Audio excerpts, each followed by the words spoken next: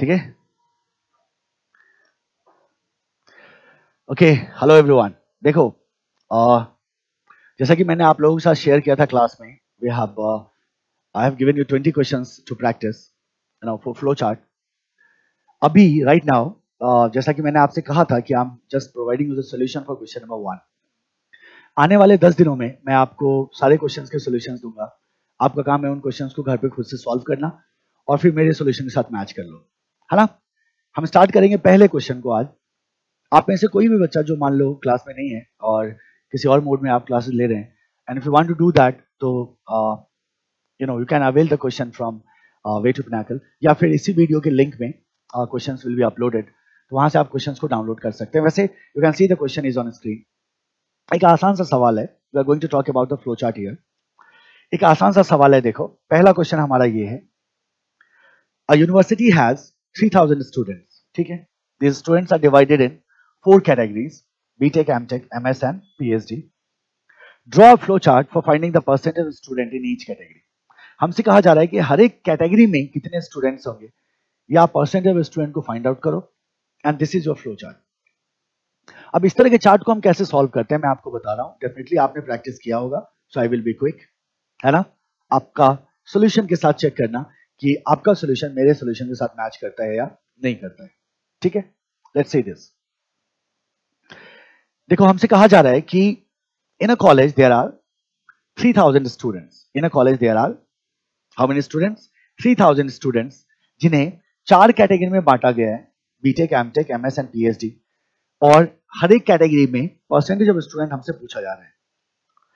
सो अगर सॉल्यूशन से पहले की हम बात कर लें, जरा समझो इसको। क्वेश्चन कह रहा है कि in a college there are 3000 students, ठीक है, and these 3000 students are divided into 4 categories: BTech, MTech, MS and PhD। यही है ना, there are 4 categories। और हमें क्या करना है, इन 4 कैटेगरीज में we have to divide students and we have to find out कि हर एक कैटेगरी में कितने student. That is basically question, हर एक कैटेगरी में कितने स्टूडेंट। अब देखो जरा इस चार्ट में क्या इंपॉर्टेंट है समझने लायक।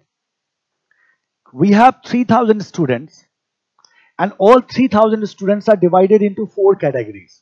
4 कैटेगरी में बांटा गया है, और हमसे कहा जा रहा है कि आप ये बताओ मेरे को कि percentage of student in BTech क्या होगा, likewise percentage of student in MTech क्या होगा, percentage of student in MS क्या होगा, and likewise percentage of student in PhD क्या होगा, है ना।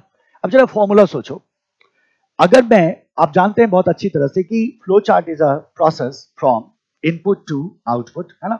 हमारे को कहां से कहां तक जाना है, इनपुट से आउटपुट तक जाना है। सो आउटपुट अगर मुझे प्रोड्यूस करना है percentage of student in BTech, तो मेरे को यह बताओ कि percentage of student in BTech का फॉर्मूला क्या होना चाहिए।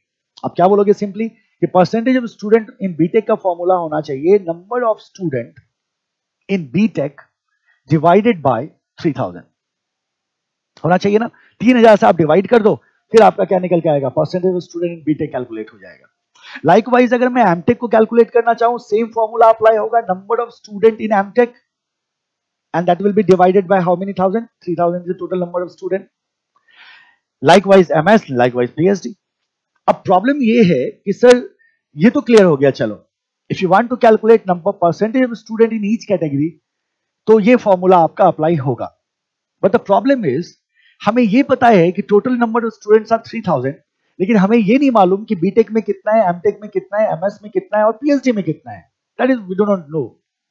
तो जब हम इस फॉर्मूला को एग्जीक्यूट करना चाहेंगे, आउटपुट वाले फॉर्मूला को, तो हमें दिखेगा कि number of student in BTech divided by 3000, और हमारे पास ये जानकारी है ही नहीं कि बीटेक में कितना स्टूडेंट। हम ये जरूर जानते हैं कि टोटल नंबर ऑफ स्टूडेंट कितना है, लेकिन हम ये नहीं जानते कि बीटेक में कितना स्टूडेंट है। और जब तक हमें ये ना पता चले कि बीटेक में कितना है, एमटेक में कितना है, एमएस में कितना है, पीएचडी में कितना है, तब तक हम percentage of student in each category को कैलकुलेट नहीं कर सकते। इसका मतलब क्या हुआ? इसका मतलब हुआ कि सर इस पर्टिकुलर प्रॉब्लम का सीक्वेंस बहुत बहुत क्लियर है।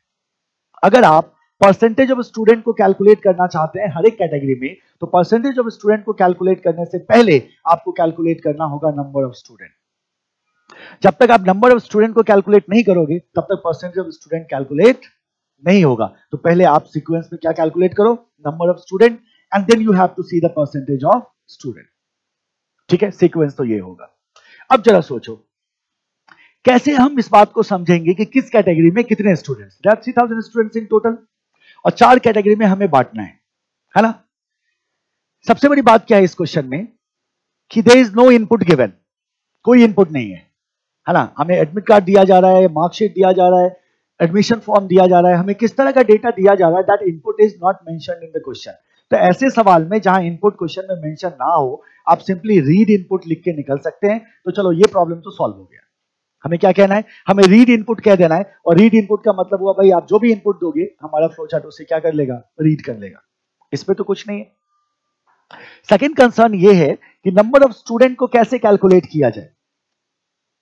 अब जरा सोचो, अगर मैं ऐसा कहूं कि number of student in BTech, मान लो मैं कहता हूं कि हमने N1 मान लिया, number of student in BTech हमने N1 मान लिया, likewise number of student in MTech को हमने N2 मान लिया, and so on, MS and PhD, और इसको हमने N3 और N4 माना।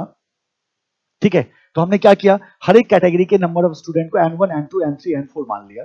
ठीक है, और हम कहते हैं शुरू में हमारे पास इसका कोई वैल्यू नहीं है, हम नहीं जानते किस ग्रुप में कितने बच्चे, बीटेक वाले को N1 बोल दिया, एमटेक वाले को N2 बोल दिया, एंड सो ऑन, लेकिन हमें नहीं पता कि N1, N2, N3, N4 में कितने बच्चे हैं। हमने कहा भाई सब 0 है।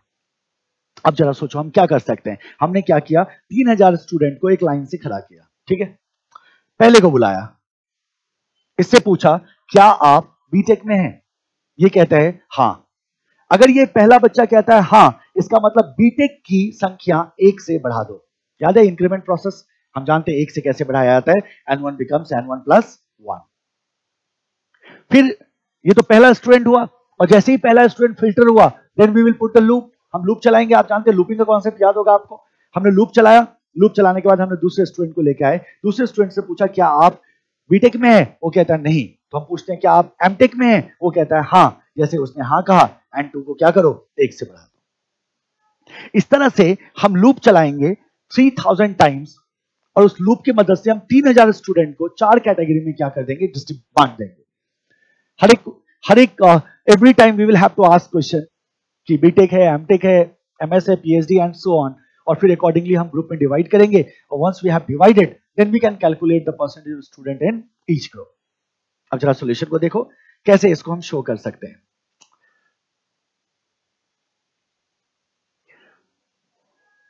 ठीक है, हमने क्या किया, सबसे पहले first of all we have started our flow chart. हम जानते हैं स्टार्ट के लिए आपने ओवल का इस्तेमाल कर लिया। स्टार्ट करने के बाद आगे बढ़ो, और then we can simply take the input.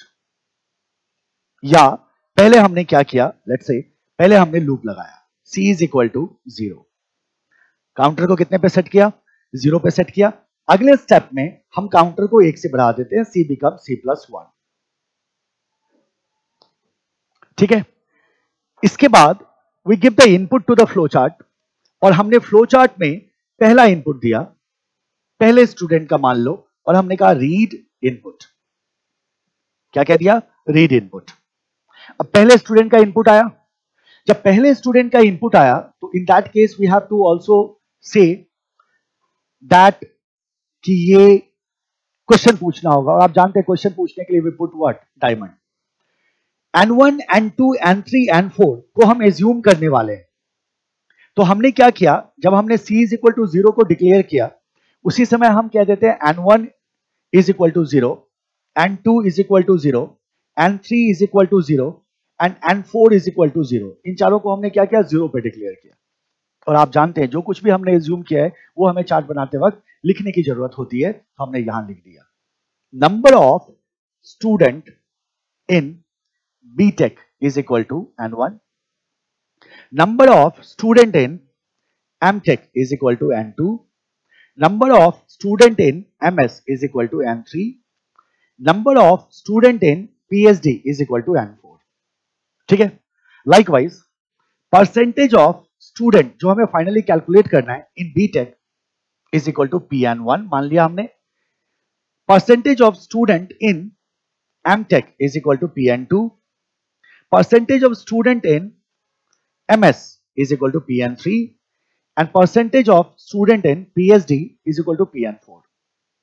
ये हमने assume कर दिया. ठीक है, ऐसा क्यों करते हैं याद करो. हमने कहा था सर बॉक्सेस के साइजेस बहुत बड़े हो जाएंगे, उस कंडीशन में बॉक्सेस संभालना हमारे लिए थोड़ा मुश्किल होगा, इसीलिए हमने इसको क्या किया, इस तरह से हमने शॉर्ट इसका डेवलप किया. चलो इनपुट आया. जैसे ही इनपुट आया, first of all we will ask a question. हम एक सवाल पूछेंगे और हम पूछेंगे क्या स्टूडेंट बीटेक है. और आप जानते हैं answer can be yes, answer can be no. अगर ये आंसर यस हो गया, इसका मतलब N1 बढ़ेगा कितने से, 1 से. N1 becomes N1 plus 2. आगे बढ़े. अगर ये नो कहता है तो हम फिर सेकंड कैटेगरी के लिए क्वेश्चन पूछेंगे. हम बोलेंगे student is equal to MTech. क्या स्टूडेंट एमटेक है. आप जानते हैं इसका भी जवाब 2 हो सकता है. It may be yes, it may be no. अगर स्टूडेंट एमटेक है तो कितने को बढ़ाओगे, N2 को. N2 becomes N2 plus 1. और अगर स्टूडेंट एमटेक नहीं है तो हम फिर से एक सवाल पूछना होगा हमें, if student is equal to MS. बताओ answer can be yes, answer can be no. If it is yes then it is N3 becomes N3 plus 1. अब जरा सोचो ये नो कब जाएगा. हमने इनपुट रीड किया, आप देख सकते हैं क्लियरली, हमने इनपुट रीड किया. इनपुट रीड करने के बाद हम क्या देख रहे हैं, first of all we have student is BTech, no. Student is MTech, no. Student is MS, no. इसका मतलब क्या होगा, ये चौथे कैटेगरी में ऑटोमेटिकली जाएगा. And that it means simply what, student is PhD. सो हम कह रहे हैं बीटेक नो, एमटेक नो. इसका मतलब सिंपली ये क्या होने जा रहा है, MS नो. इसका मतलब ये सिंपली होने जा रहा है N4 is equal to N4 plus 1. चौथा कंडीशन लगाने की हमें आवश्यकता नहीं है. लेकिन हम जानते हैं कि total number of student in that college is 3000. इसीलिए हमें लूप रन करना होगा. How many times, 3000 times. आप जानते हैं यहां एक डायमंड प्लेस करेंगे और डायमंड प्लेस करके पूछेंगे C is equal to 3000, counter is equal to 3000. पहला जवाब क्या होगा, नो.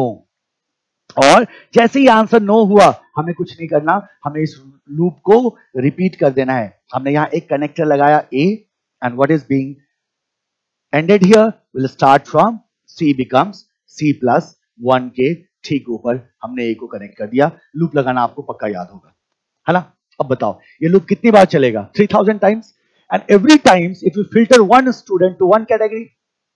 अब पहला स्टूडेंट आया एक कैटेगरी में, मान लो चला गया, दूसरा आया, तीसरा आया, चौथा आया, पांचवा आया एंड सो ऑन. और ये जिस कैटेगरी में जाएगा उस कैटेगरी में नंबर को 1 से बढ़ाएगा. अगर N1 में गया पहला student, N1 becomes N1 plus 1, मतलब N1 becomes 0 plus 1 1. और जब दूसरा स्टूडेंट आएगा उस कैटेगरी में तो N1 becomes 1 plus 1 2. तीसरा आएगा तो N1 becomes 2 plus 1 3. यानी कि उस कैटेगरी को एक एक से क्या करता जाएगा, बढ़ाता जाएगा. और 3000 स्टूडेंट फिल्टर हो जाएंगे कितने ग्रुप में, 4 ग्रुप में, जो हम यहाँ क्लियरली देख सकते हैं. Once we are done with this, है ना, जैसे ही ये कंप्लीट हुआ हम जानते हैं यहां आंसर क्या होगा, यस. और जैसे ही ये यस कहता है, now we are done, now we can find out the percentage. हम कहते हैं percentage PN1 is equal to N1 divided by 3000. PN2 is equal to N2 divided by 3000. PN3 is equal to N3 divided by 3000 and PN4 is equal to N4 divided by 3000. देखो आ गया आपका percentage. So percentage calculate करने से पहले we have to calculate what, number. एक बार आपका percentage calculate हो गया, then we will do what, print. बताओ क्या प्रिंट होगा, PN1, PN2, PN3, PN4. Once it is done, stop it. Stop के लिए किसका इस्तेमाल कर लोगे आप, ओवल का इस्तेमाल कर लोगे. This is the solution for your question number 1. ये आपके क्वेश्चन नंबर 1 का सॉल्यूशन है ना. You have the question with you, अपना आंसर मैच करो. कोई भी डिफिकल्टी हो, है ना, तो कमेंट सेक्शन में कमेंट कर देना. कोई भी प्रॉब्लम हो कमेंट सेक्शन में कमेंट कर देना. मेरे को जरूरत हुई तो मैं उस सेक्शन को दोबारा आपको एक्सप्लेन कर दूंगा, अगर आप इफ यू नीड इट, है ना. सो इसी वीडियो के कमेंट सेक्शन में कमेंट कर देना ताकि मैं हर एक वीडियो को इंडिविजुअली मैं आपके डाउट्स को हैंडल कर सकूं. Right, if you find any problem just go to the comment box and comment there. जो डिटेल है उसमें आपको लिंक्स अवेलेबल हैं जहां से आप क्वेश्चन को आसानी से डाउनलोड कर सकते हैं, राइट? चलो, I will see you in next video, I will be putting that tomorrow, और जिसमें मैं question number 2 and question number 3 दो क्वेश्चन को मैं आपको डिस्कस करूंगा, right? So see you tomorrow. Thank you everyone, bye bye, take care.